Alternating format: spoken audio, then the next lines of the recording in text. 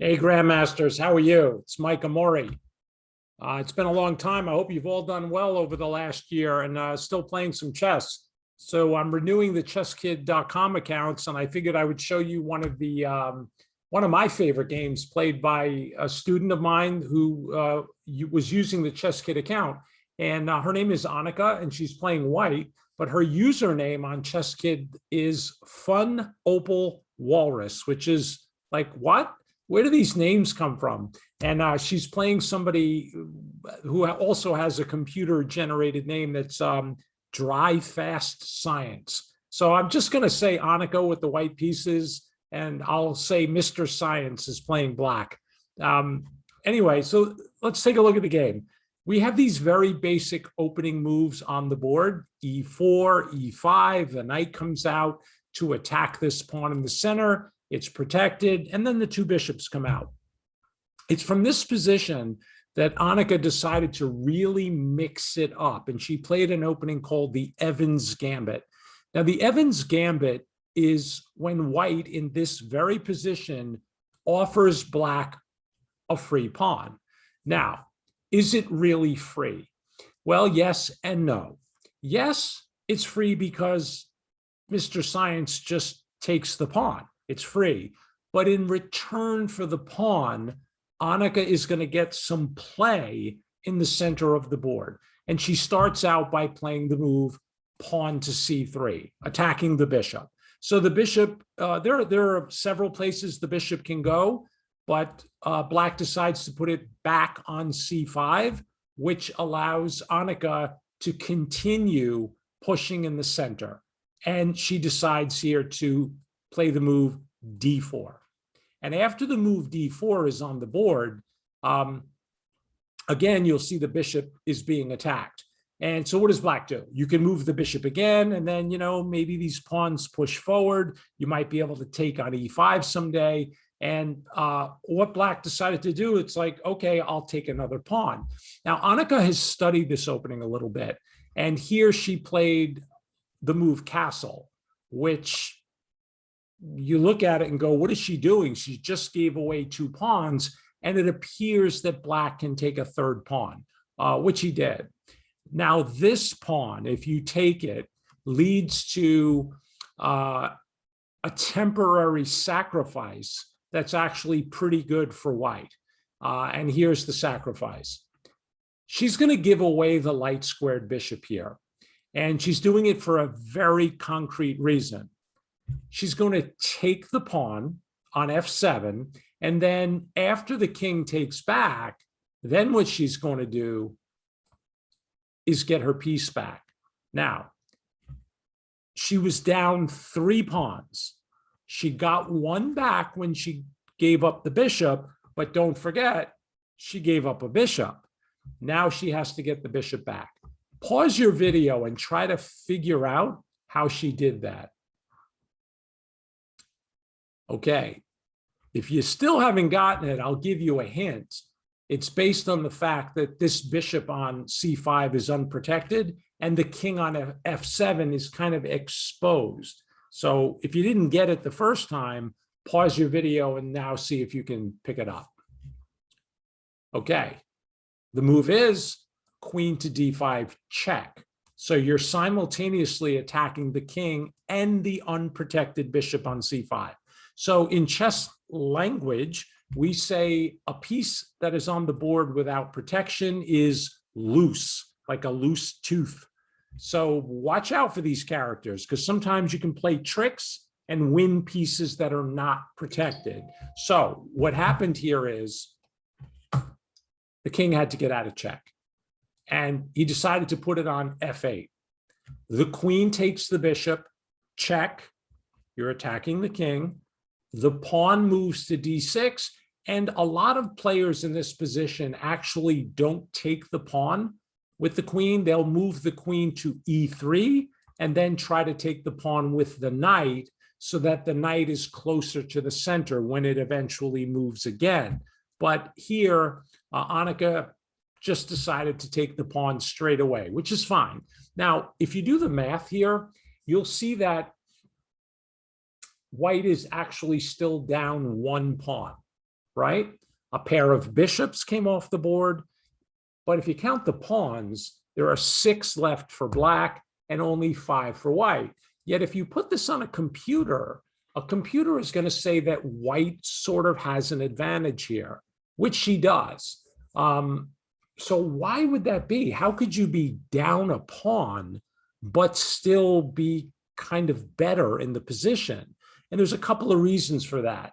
One, if you see the white pieces here, the queen, the knight, the pawn, they're kind of well placed. And the king up here can no longer castle. That's worth something. Is it worth a whole pawn? It's really up to you. It depends on your style. So Annika actually loves to play this way. She doesn't mind giving away a pawn as long as her pieces kind of come to life. So we have this position on the board.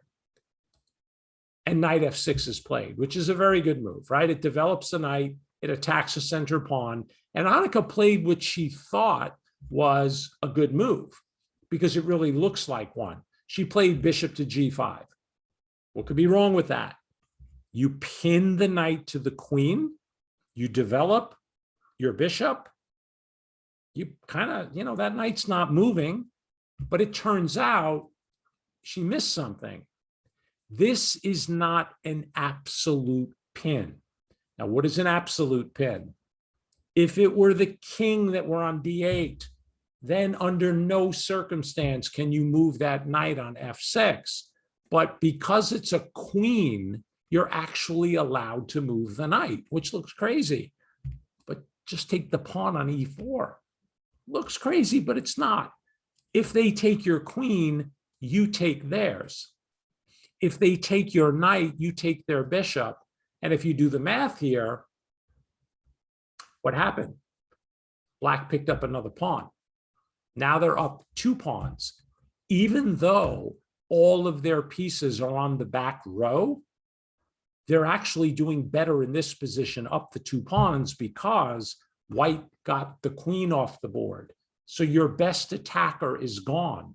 Black has 2 extra pawns. It's going to be a tough fight for Annika from this position. Fortunately for her, if I back this up, her opponent did not see that and instead just attacked the bishop.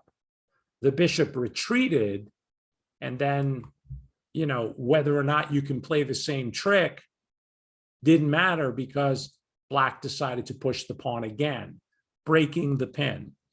Keep in mind, when you push pawns like this, check them out. The pawn's on h6, the pawn's on g5. There's always 2 sides to that story. The good news is you're pushing white back. It's true. The bishop got pushed, you broke the pin, the pawns are gaining space. But if you turn the coin over, you have to remember pawns don't go backwards.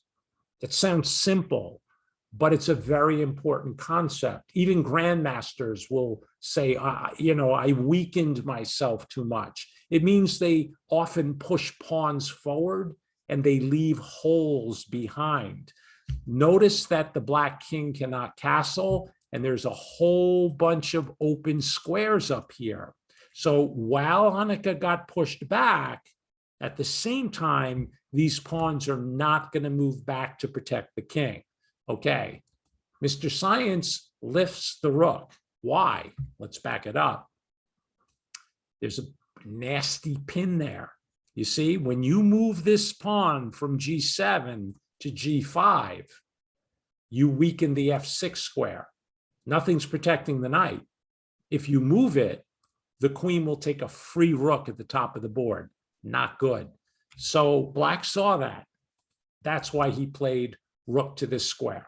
Now, this pawn is being attacked, and she defended it. But here's the really cool thing about chess. And this is one of the reasons I also, if I had to talk to a school, a lot of times we would present the chess program to principals or school administrators, and we would talk about the benefits of studying chess. One of them, I feel, is when a young chess player has a position like this, and they realize there's more than one way to solve a problem. So I'll give you the problem. We don't want the black knight taking the pawn for free. Okay, if that's our problem, is there more than one way to protect the pawn? Turns out there is. You can move your queen to several different squares. Notice that all the squares that I'm highlighting here or moving to protect the pawn, even down here on C2. I could move the knight on B1 to D2, and I can, of course, move the rook from F1 to E1. So we get a whole bunch of choices. Which one did she pick and why? Pause your video. Okay. I love her move, even if the computer said it was not the best on the board, but I like the way she was thinking. She took her last minor piece and brought it into the game. Terrific way to play chess. Notice that it also connects the rooks. When the rooks can see each other, it means there are no lazy pieces on the back row. So I really liked her move. Her opponent attacks the knight, and here is the move, my favorite move of the game. Because again, her thinking was correct. She learned that when your opponent's king is kind of in the open and you look down and realize your king is secure, I mean, look at the difference between the two kings, right? See how comfortable the king down here is behind all these pawns? Open the game. What does that mean? It's not like taking a key and opening a lock. It usually means trading a pawn in the middle of the board, because visualize this. If pawns disappear, lines open up. And in chess, those lines are diagonals, files, and ranks. Those are the roads that the pieces travel on. The knights, remember, can hop, and they don't move in a straight line. So they don't necessarily need an open file. They just need good hopping points or landing spots. What does she do? She plays the move E5. She just wants a trade to occur in the middle of the board and start opening up some lines to the king. That's all she wants. Her opponent decides to come after this bishop instead. And this turned out to be a mistake. Annika continues her plan. She takes the pawn on D6, and now black basically makes a losing move. And it doesn't look like a bad move. Black makes a fair trade and takes the bishop. But there's a big problem here. Again, you have two ways to take back. You can take with the H pawn or the F pawn. Pause your video and spend some time thinking about how Annika took. Okay, what'd you come up with? Very often in chess, when you have a choice between pawns to capture, you take with the pawn that comes closest towards the center, making the pawn stronger, making your control of the center stronger. Not here. She took with the F pawn. And if you found that, congratulations. If you didn't, again, pause the video and try to understand why she took with the F pawn. It's all about the rook. It's on the same file as the king that is now completely open. If this knight on F3 moves, it's going to be checked to the king, and it's bad news. Now, remember this little pawn over here? It's still on the board, and it's ready to take something and open the game even more.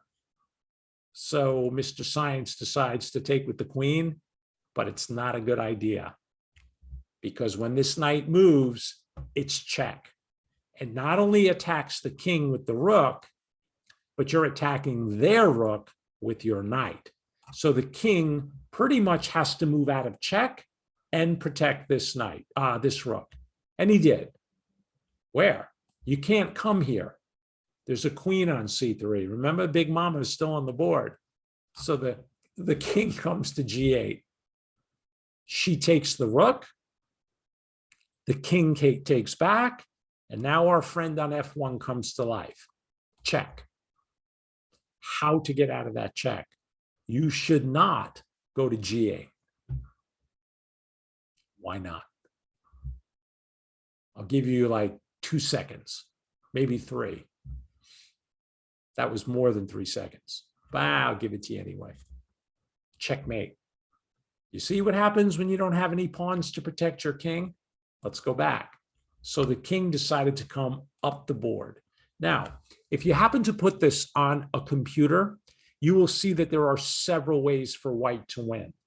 Annika did not spend time trying to find all of the possibilities and choosing the absolute best one. From here, she actually calculated a line very deeply and saw the whole thing, which included a queen move to this square. Isn't that amazing? From this position, she found that idea. Let me show you what she saw. Check. The king comes here.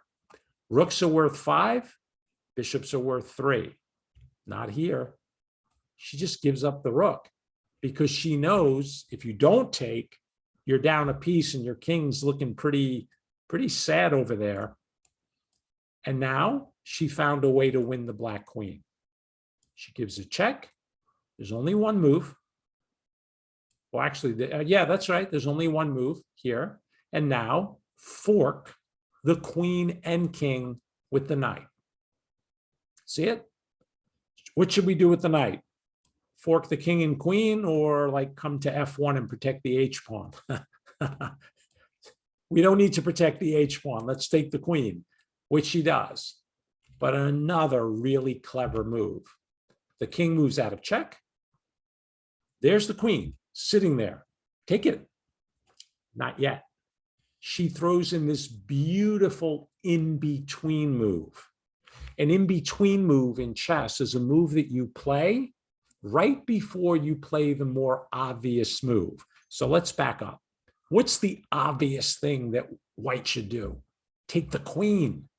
But she found that by playing the queen check, the king, I think, went to H7. Yes, H7.